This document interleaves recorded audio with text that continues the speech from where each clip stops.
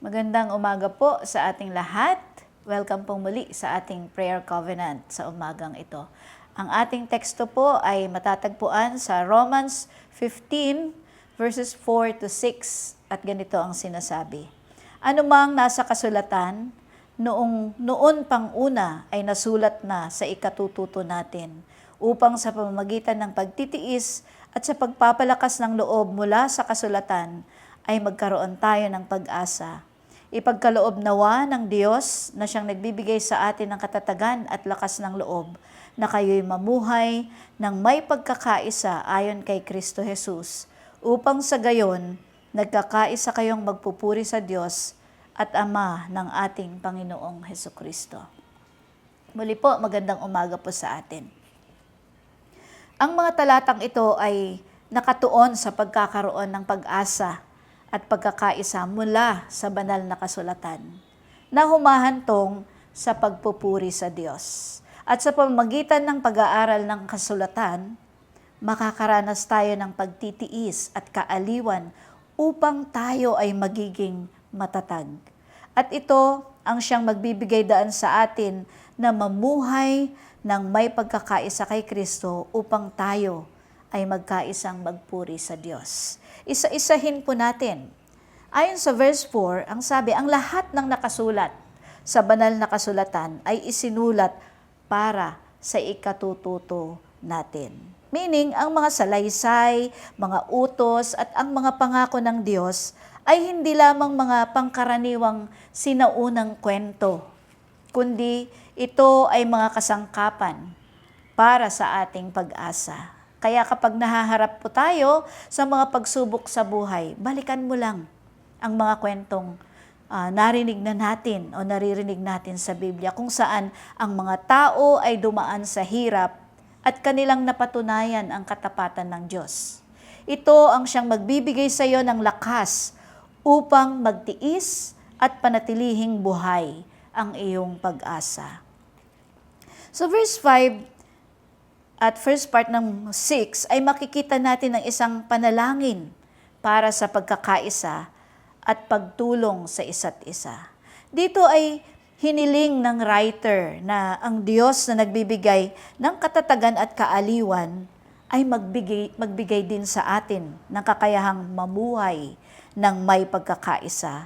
At ang pagkakaisa na ito ay bunga ng ating pagiging nasa ilalim ni Kristo. Kaya nga mga kapatid, manalangin tayo para sa pagkakaisa sa ating iglesia, sa ating mga pamilya, maging ng ating komunidad at ng ating bansa. At hilingin natin sa Diyos na tulungan tayong maging isang taong magiliwin at mapagkakatiwalaan, na siyang magno-nurture sa iba at magbibigay ng papuri sa Diyos sa pamamagitan ng paggalang at pangunawa sa kanila. Sa verse 6 ay makikita din natin ang pagpupuri sa Diyos ng may isang tinig. Ang bunga ng pagkakaisa ay ang nagkakaisa at sama-sama nating pagpupuri sa ating Diyos. Kapag namumuhay tayo sa pagkakaisa at pag-ibig, nagiging saksi tayo sa kaluwalhatian ng Diyos sa mundo. Kaya't hanapin natin ang mga pagkakataon upang magbigay ng papuri sa Diyos kasama ng iba. Kaya't hanapin natin ang mga pagkakataon upang tayo ay makapagbigay ng papuri sa Diyos. Ito ay maaaring sa pamamagitan ng sama-samang pagsamba katulad ng ginagawa natin pag mga worship services natin. Sama-samang paglilingkod sa ating komunidad, yung feeding natin, yung pagbibigay tulong sa mga nasalanta ng mga kalamidad, magpatuloy po tayo. O sa pamamagitan ng pag-share ng words of encouragement, yung pagpapatibay ng loob at pagmamahal.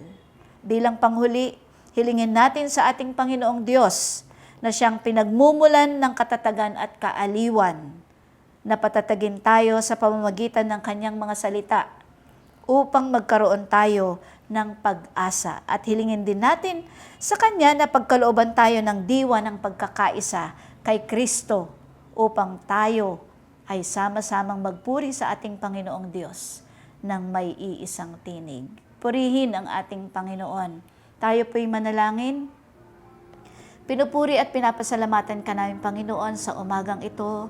Salamat pong muli na nagkaroon kami ng pribilehiyo upang ikaw ay patuloy naming papurihan at sambahin. Pasalamatan, Panginoon, sa oras na ito. Patuloy na aming itinataas ang aming bansa.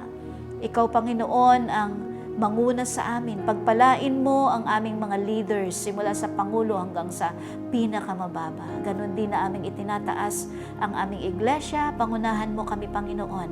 At sa lahat ng aming gagawin, ikaw ang maitaas, ikaw ang mapapurihan.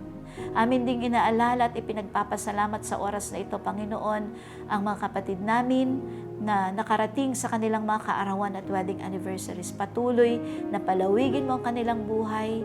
Pag-ilabin mo ang pagmamahala ng bawat mag-asawa, Panginoon, na nagsa-celebrate ng kanilang anniversary sa araw na ito. Patuloy na anuman ang kanilang mga kahilingan, laman ng kanilang puso, ay iyo pong ipagkaloob ito, Panginoon.